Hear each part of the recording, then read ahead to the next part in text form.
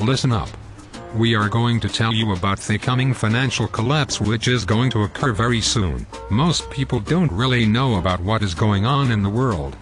But the richest 1% do know, and that is why they are collapsing our economy on purpose, because they know our present way of living is unsustainable.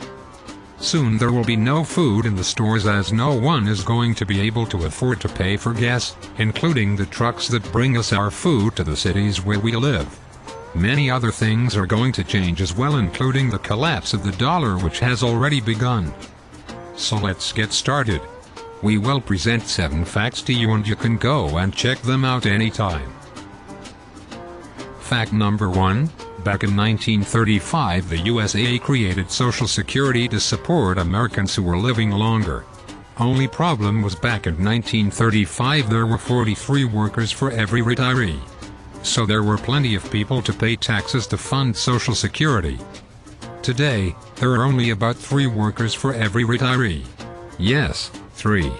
The baby boomer generation is 80 million strong, and they are ready to retire. Starting January 1, 2011, 10,000 baby boomers per day became eligible for retirement.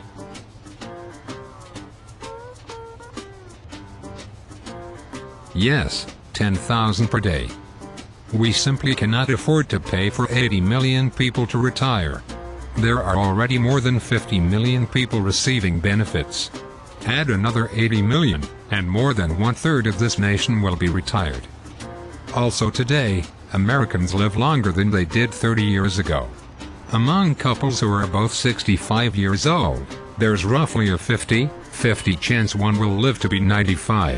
Now to fact number 2. Another problem most Americans know nothing about is the Federal Reserve, which is about as federal as Federal Express. Since its creation in 1913 until 2007, the Fed printed $825 billion. That took 84 years to do. In a recent period of 24 months it printed another $825 billion. You see, the economy actually did collapse in 2008, but the US government has simply been propping it up by printing money out of thin air. This is only delaying the inevitable collapse of the dollar. This reckless printing of money is going to cause hyperinflation. This leads us to fact number 3. The hyperinflation that is going to occur has actually already occurred in 30 countries over the last 100 years. It happened in Germany in 1923, Japan in 1950, Israel in 1984, the Russian Federation in 1994, and most recently in Zimbabwe in 2008, where they actually had to print trillion-dollar bills, and a loaf of bread cost 1.6 trillion Zimbabwe dollars. That's a lot of bread. Other countries where this hyperinflation has occurred include Brazil, Greece, Peru and the Ukraine. And it has actually occurred twice in the United States. During the Revolutionary War, and the Civil War too. Fact number 4. There are now 7 billion people on Earth. It took until about 1800 to reach 1 billion people. Thousands of years. If it only took another 200 years to add another 6 billion people, and we are adding another billion every 12 to 15 years, what does the future hold? With food prices increasing, water shortages, and not enough oil for transportation? 7 billion people bumping ugly and making babies is simply unsustainable. Especially since 1 billion Chinese have started to behave like Americans, and consume everything in sight. Imagine an old high-rise building that is about to collapse. What they do is blow it up in a controlled demolition. This is what the elite are doing in America now. After the collapse, they will snatch everything up for pennies on the dollar, just as they did during the Great Depression of the 1930s. Remember, wealth never disappears, it simply changes hands. So where has all that wealth which was lost in 2008 gone to? That's right, to the richest 1%. Fact number 5. Now to peak oil. Peak oil means that we have taken out of the ground the most oil we ever will, and moving forward we will find less and less. This means it is getting more expensive to find the oil that still exists. Also, the oil that is left is low-grade stuff which requires more refining, which adds to the cost. At the same time, demand is going way up with China and India using more. Global oil discoveries peaked in 1964 and have been declining ever since. In 1981, the world started to consume more oil than it discovered. Today, we consume about 4 to 6 barrels of oil for every barrel we find. Oil drives our whole economy, and everything we use depends on it being affordable. Not only transport fuel but also medicines, clothing, manufacturing, and especially food. All of American society was built upon cheap oil. Including the asphalt we drive on and the tires too. Also fertilizers, shampoo, soap, and electronics, all of them use some form of oil in production. So our economy cannot exist without cheap oil. Once the price goes too high, our whole economy will crash. Fact number 6. Food prices also increased 48% last year, with wheat up 74% and oats up 68%.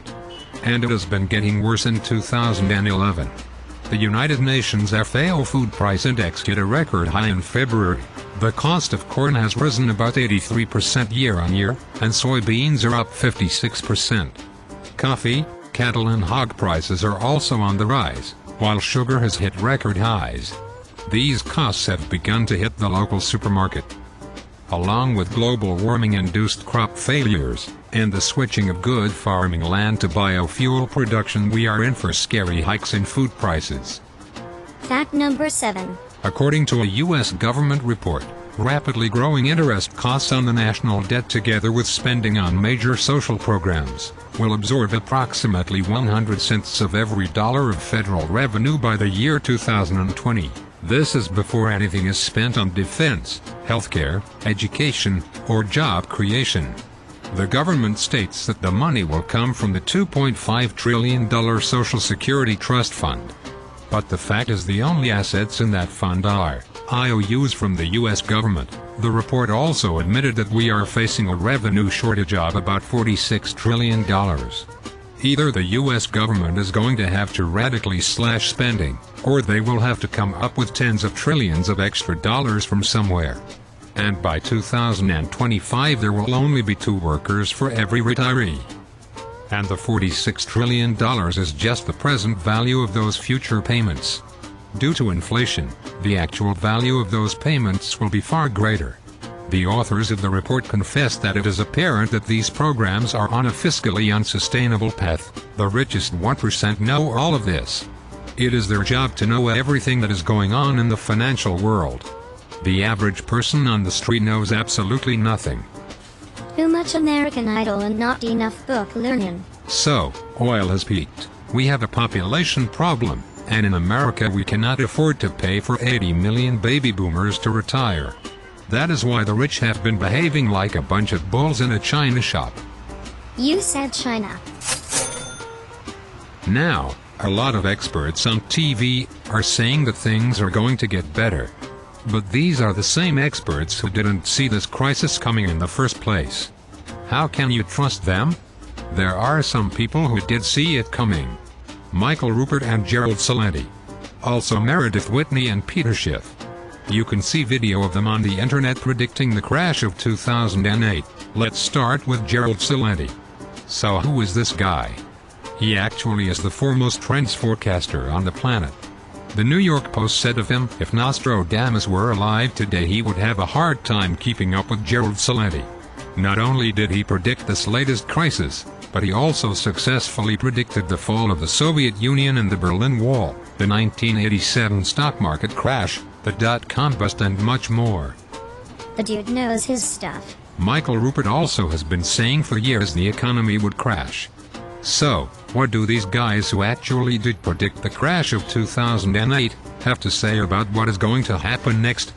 They predict the entire economy is going to collapse.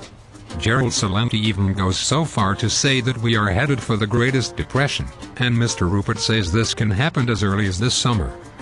Now, Mr. Celente says this collapse is going to be a lot worse than the Great Depression. First, there was no such thing as credit cards then, and not many people had home equity loans. America also had a budget surplus and we were the manufacturing giant of the world at the time. Today America hardly creates anything. We posted a $500 billion trade deficit in 2009. Americans' appetites are simply too big for a planet of finite resources. The interesting thing is that our entire economy is based on waste. If we stop wasting, then our entire economy is destroyed. But if we continue wasting, then the entire planet is destroyed. Now, there are things you can do. Start by getting out of the city. Have a place to go to when things crash. America is the most heavily armed nation on the planet with 270 million guns. Those who did not prepare will steal from those who did. So leave the city and learn to grow your own food. And if you can, buy some gold or silver. Precious metals always retain some value even when paper currencies become worthless. In fact, while the dollar has lost 40% in the last decade, the value of gold and silver has increased more than 300% since 2007 to record levels, and will likely continue to go up in this poor financial climate. And for those of you who think the government is going to save you, think again. Remember Hurricane Katrina in New Orleans? You have to save yourself.